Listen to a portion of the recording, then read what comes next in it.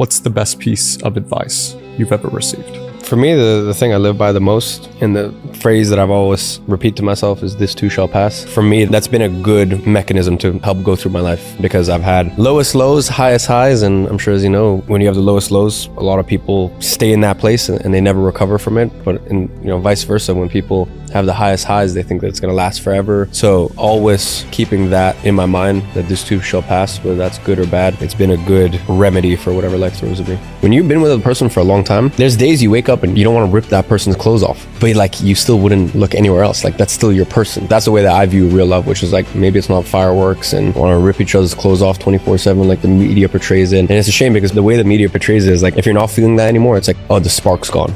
You should just give up and move on. And it's what you're describing to people is a feeling of, it's like sometimes even female friends of mine are oh, he did this for me, he did that. I'm that's cool. He wants that with you.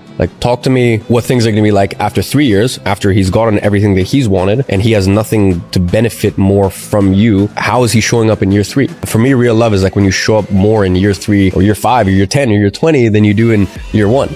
Yes, you are young, but the clock ticks faster and faster. So yes, you have time, but not infinite time, okay? So stop f***ing around. Your lack of urgency is killing your potential. Get moving, get to work, do something. Did you lose good friends on your way to the top? Many. I don't think it's because they're bad people and I haven't had people fuck me over. I just think at a certain point, it's sure, people were there with you from the beginning, but how much are you willing to tolerate? You get to a certain point where you realize you can't carry everyone. Yeah. For a long time, I thought I could carry everyone, and it's very disheartening because you feel fuck, these people were there for me from the beginning. But at a certain point, people have their own journey and they have their own story. You can't carry everyone to the top. They have to do that for themselves. It's the only way. Listen, everything is my fault. Radical responsibility, because that's the only way you can truly call yourself a man.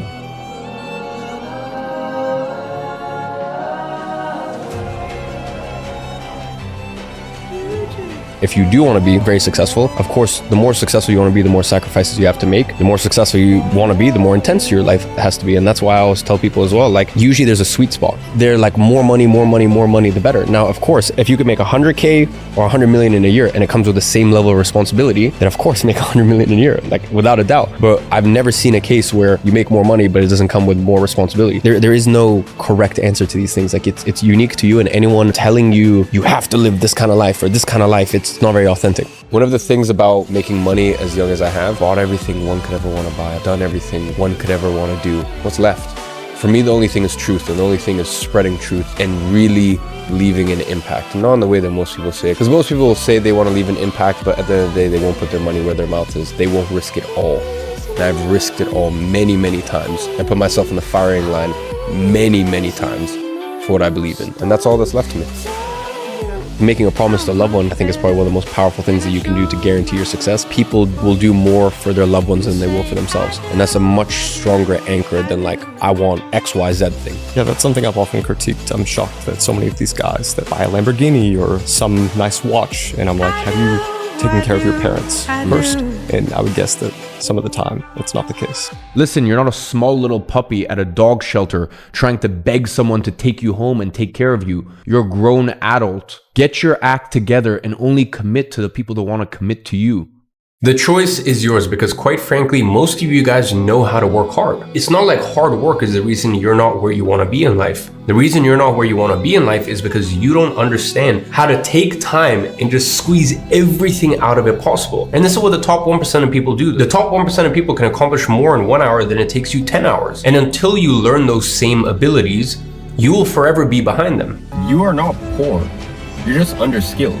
And I know that might sound harsh, and I know maybe that might even sound judgmental, but it was just something I was thinking about on my drive back. I just finished up tennis here on this beautiful Saturday, and I was just reflecting over my journey and reflecting on when I had the biggest quantum leaps, and it was always as I developed new skills. And I know as you watch this video, you have big goals and you have big dreams and you have big aspirations, and I guess I just wanted to make this video off the cuff to remind you that you can have whatever you want as long as you acquire the skills necessary to be the person that can create those sort of opportunities and capitalize on the opportunities when they present themselves. Listen, for now, put your head down and just work. Ignore the noise, ignore the distractions. Prove to yourself that you can really do it. and then go show the rest of the world that you did. You start something and you work on it for 6 months, 12 months, 18 months, and right as you're about to make money, you quit and you move on to the next thing, almost as if you have an allergy to money. Stick to one thing. See it through, because it is always darkest before the dawn.